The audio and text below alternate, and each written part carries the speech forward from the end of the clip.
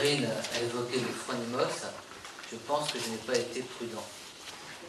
La preuve, c'est qu'on a des philosophes autour de la table et leur relation au temps est très relative. Surtout quand Corinne est partie. Et pourtant, j'ai une certaine expertise de Corinne Pelluchon. Je sais qu'elle a besoin de longue durée pour s'exprimer.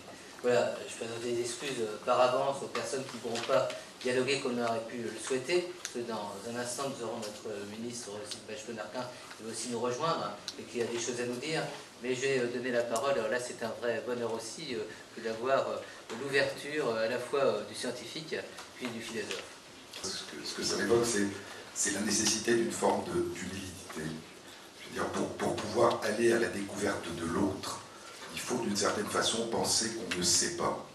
Et donc, attendre. Si j'avais pu, il n'y a pas d'écran, je vous aurais montré des tableaux du livre qu'évoquait Emmanuel, Les couleurs de l'oubli, pour vous montrer à quel point ces tableaux sont beaux, sont joyeux. Et le fait de s'exprimer avec d'autres, de pouvoir peindre, de pouvoir trouver beau ce qu'on est en train de faire et ce que font les autres, rend les personnes joyeuses et leur rend pour un temps la mémoire. Je crois que ce qui est très important, c'est que la mémoire ne disparaît pas. Ce qui surprend toujours quand elle ressurgit de manière intermittente, c'est où était-elle partie, si elle avait disparu. En fait, ce qui s'altère, c'est ce qu'on appelle la mémoire déclarative. Et même dans les lésions de l'hippocampe, lorsqu'il y a ablation de l'hippocampe qui permet la mémorisation des événements nouveaux, des travaux montrent que les personnes qui n'ont pas d'hippocampe, je ne parle pas de malades atteints de maladie Alzheimer, ne savent pas qu'ils apprennent, mais apprennent. Ils se souviennent de ce qu'ils ont appris, au sens où il y a eu apprentissage, mais ils ne sont pas capables de le dire. Et donc ce qui disparaît, c'est la mémoire déclarative, le fait de pouvoir dire que je me souviens, mais nous sommes peut-être, en raison de ce que Corinne évoquait sur la fascination du logos, nous réduisons souvent ce que nous pensons être la vie intérieure des autres à ce qu'ils sont capables d'en dire et d'en exprimer. Je crois que si Paul Ricoeur disait que l'éthique commence en essayant de se penser comme un autre, non pas de penser l'autre comme nous, mais de se penser comme un autre qu'on ne connaît pas et qu'on doit découvrir, il faut que nous nous interrogions sur les limites de notre capacité à imaginer le monde de l'autre. Et ces limites sont très importantes et elles font la transition avec ce que vous disiez, elles font souvent le point de ce que vous disiez, qui est le passage du sujet à l'objet, le passage de celui à qui on prête une vie intérieure à celui dont on mesure ce qu'on perçoit. Et nous avons une très grande tendance à diminuer a priori ce que nous pensons être la vie intérieure des personnes en fonction de ce que nous en percevons. Et les exemples sont extrêmement multiples. Moi, j'étais toujours frappé par ce que le neurologue et écrivain Oliver Sacks dit des personnes atteintes d'aphasie, dont la seule atteinte est la capacité d'expression orale, et dont, disait-il, dans les hôpitaux dont il s'est occupé il y a une vingtaine d'années, les personnes aphasiques étaient celles qui étaient le plus exposées à l'isolement, à l'exclusion, mis à part. Elles ne doivent rien penser puisqu'elles ne disent rien.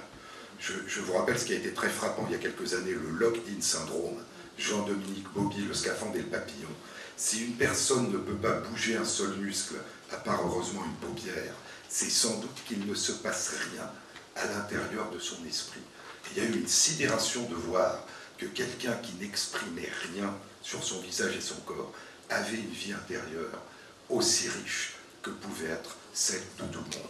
Maintenant, lorsqu'il y a altération des fonctions cognitives, vous savez aussi que des résultats très surprenants ont été obtenus il y a 2 ans chez des personnes en coma végétatif et donc incapables de communiquer et dans lequel un certain nombre d'expériences de neuroimagerie suggèrent qu'elles pourraient entendre et répondre de manière non perceptible autrement que par des moyens sophistiqués à leur environnement extérieur. Et donc nous avons souvent tendance, encore une fois, à réduire ce que nous croyons être la vie intérieure de la personne à ce que nous pouvons en percevoir et en mesurer. Donc je crois qu'il y a cette nécessité d'une humilité et de penser ce que vous disiez très beau, toute vie est devenir. Il y a une phrase de Pascal Quignard que j'aime beaucoup qui est « Naître ne connaît pas de fin ». Et quel que soit l'horizon que nous attribuons à une personne en termes temporels, cette personne est toujours à des niveaux différents en train de naître. Alors, vous parliez à juste titre d'horizon, vous parliez de représentation sociale. Je crois qu'il y a dans notre société, en particulier dans d'autres sociétés, peut-être pas comme ça, une idée de l'utilité, de la raison d'être d'un accompagnement en fonction de ce qu'on peut transformer de l'état de la personne. Si nous pensons que nous pouvons guérir ou transformer l'état de la personne, nous faisons des exploits. La neurochirurgie française est une des neurochirurgies les plus avancées dans le monde. Si nous pensons que nous ne pouvons pas transformer l'état de la personne, nous sommes totalement démunis. C'est comme si accompagner une personne dont on ne peut pas changer l'état était quelque chose qui n'avait pas de valeur sociale, ou en tout cas pas de valeur sociale importante. La valeur est attribuée au pouvoir transformateur, au pouvoir de création. Et je crois que l'illustration la plus tragique, qui est aussi une question d'horizon temporel, c'est les soins palliatifs. Lorsque tout ce que peut faire la médecine, la société, c'est d'accompagner, de soulager la souffrance, eh bien c'est comme si, parce qu'on ne peut pas transformer l'état de la personne, on ne savait plus que faire. Et je crois que c'est intéressant, vous deux avez parlé de l'approche du care, c'est un mot anglo-saxon, et les soins palliatifs sont nés d'une révolution en Grande-Bretagne il y a 40 ans. Ce qui m'intéresse dans la notion d'éthique du care, c'est pas tellement les différentes façons qu'elle a de se décliner. Il y a une richesse dans les langues, comme il y a une richesse dans les différentes cultures. Le même mot en anglais qui signifie soigner, signifie dans le langage courant attacher de l'importance à la personne. To care for somebody, indépendamment de toute relation médicale ou de soins, c'est attacher de l'importance à la personne. Et donc je crois que ce qu'il y a autour ou au cœur de ce qu'on appelle l'éthique du care, indépendamment de la manière dont on peut la décliner, c'est cette question d'attacher de l'importance à une personne, même si ce qu'on perçoit d'elle est assez réduit, même si ce qu'on peut mesurer est assez réduit, et même si son horizon temporel est éventuellement limité. Moi, il y a quelque chose dans ce que vous avez dit sur la dépendance et ce que vous avez dit sur le terme de dépendance, il y a quelque chose qui me frappe beaucoup, c'est que la maladie d'Alzheimer est un exemple extrême qui croise deux questions qui préoccupent notre société. Le handicap mental, relationnel, cognitif, psychologique, et l'âge, le vieillissement. Mais la question du vieillissement se pose en dehors de la survenue de maladies neurodégénératives, et la question du handicap mental se pose tous les jours, dès la naissance, chez des millions d'enfants et de personnes. Et donc la question de cesser d'être ce qu'on était avant, pour beaucoup de personnes, c'est une question qui ne se pose pas. Pour un enfant autiste qui deviendra un adulte autiste, pour un enfant atteint de trisomie 21 qui deviendra un adulte, c'est un état dans lequel il est depuis la naissance. Certains handicaps mentaux vont survenir au cours de la vie adulte, indépendamment de la vieillesse et du vieillissement, en raison de maladies ou de traumatismes crâniens. Et je crois qu'on ne peut pas poser la question de comment nous comportons-nous, comment incluons-nous des personnes âgées atteintes de maladie d'Alzheimer, si nous ne posons pas la question générale, sauf comme vous le disiez, au risque de segmenter, de diviser, d'isoler, de la question de la manière dont nous nous comportons avec des personnes atteintes de handicap mental, quel que soit leur âge. Et en deux mots, vous savez que énormément d'efforts ont été faits, mais que énormément d'efforts restent à faire, parce qu'à tous les âges, il y a une résistance très grande à un accompagnement qui ne peut pas changer l'état de la personne. La scolarisation des enfants atteints de handicap mental, depuis la loi du 11 février 2005, pose encore énormément de problèmes. L'emploi de personnes atteintes de handicap mentaux ou autres, depuis la loi de 1987, pose encore énormément de problèmes.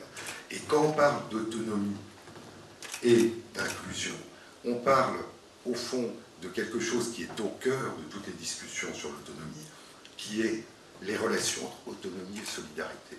Il n'y a pas d'autonomie lorsqu'on est abandonné et seul.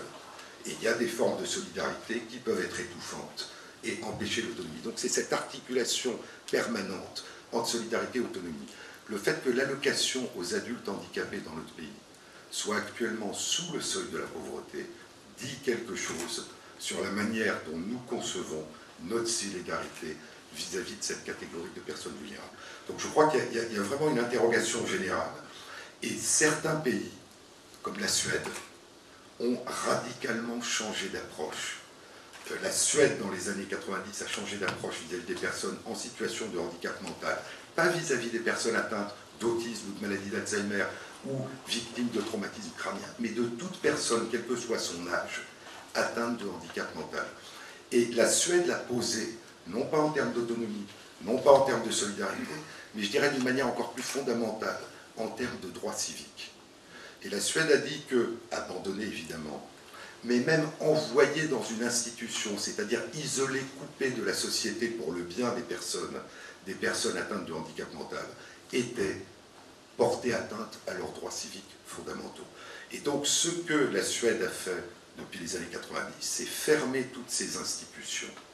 Il n'y a plus de personnes jeunes ou âgées atteintes de handicap mental qui soient envoyées dans une institution. Elles vivent toutes à 4 ou 6 dans des appartements ou dans des maisons, ou quand elles le peuvent, dans leur famille. Et ce sont des accompagnateurs et des soignants qui viennent s'occuper d'elles, et non pas elles qu'on envoie ailleurs pour que d'autres personnes s'en occupent. Et vous savez que d'une manière générale, là aussi c'est une forme de segmentation. Souvent, les assistantes de vie scolaire, les assistantes de vie, les assistants de vie sont des personnes qui elles-mêmes sont dans une situation de relative précarité. Et demander à des personnes vulnérables d'accompagner des personnes vulnérables est quelque chose qui pose un problème, là encore, de segmentation. On pense souvent, et ça me frappe, que d'accompagner les personnes à domicile, qu'une personne, encore une fois, atteinte de handicap mental, quel que soit son âge, puisse vivre chez elle, près de ses proches, ou dans une maison près de ses proches. C'est sûrement humain, mais c'est sûrement trop cher. Et que, d'une certaine façon, nous n'avons pas les moyens de la Suède et de certains autres pays. Or, des études qui ont été faites dans beaucoup de pays dans le monde montrent que ce n'est pas plus cher qu'une institution correcte et que, paradoxalement, pour des personnes atteintes de maladie d'Alzheimer, c'est moins cher qu'un accompagnement en institution. Donc je crois qu'il y a une nécessité, évidemment, d'apporter des réponses spécifiques, mais il y a peut-être une nécessité profonde d'opérer un changement culturel, peut-être vis-à-vis de ce que vous évoquiez, du vieillissement en général, mais donc des âges, mais vis-à-vis aussi de la question du handicap. Et pour reprendre ce que vous disiez, je crois qu'il y a dans le terme de dépendance quelque chose de frappant. Pourquoi? Parce qu'il y a eu un grand combat international, et dans notre pays, il y a la Convention de l'ONU relative aux droits des personnes handicapées de décembre 2006, qui a visé à faire en sorte que le handicap, quel qu'il soit, ne soit pas considéré comme une dépendance, mais comme un état particulier qui nécessite de la part de la société une solidarité qui permette d'exercer au mieux son autonomie. On ne parle plus de personnes dépendantes vis-à-vis de personnes aveugles, de personnes sourdes, de personnes autistes, de personnes atteintes d'autres handicaps. Mais si vous avez plus de 65 ans et qu'un handicap mental survient, vous devenez dépendant. Et donc je crois que ce croisement qui fait qu'au fond le reste, comme vous dites, le reste ou divisé de la dépendance, c'est le croisement entre l'âge et le handicap, et en particulier le handicap mental, dit quelque chose de totalement implicite sur la manière dont nous nous représentons à la fois l'âge et le handicap. Donc je crois qu'il y a beaucoup de façons de parler d'aide à l'autonomie. Et alors la Caisse nationale de solidarité et d'aide à l'autonomie vise exactement à diminuer l'état de dépendance, mais sans utiliser ce terme qui, là encore, sépare une catégorie de personnes. Donc je crois que nous avons, encore une fois, beaucoup d'initiatives. Nous avons des plans Alzheimer, des plans autisme, nous avons le Téléthon pour les handicaps génétiques, musculaires et autres.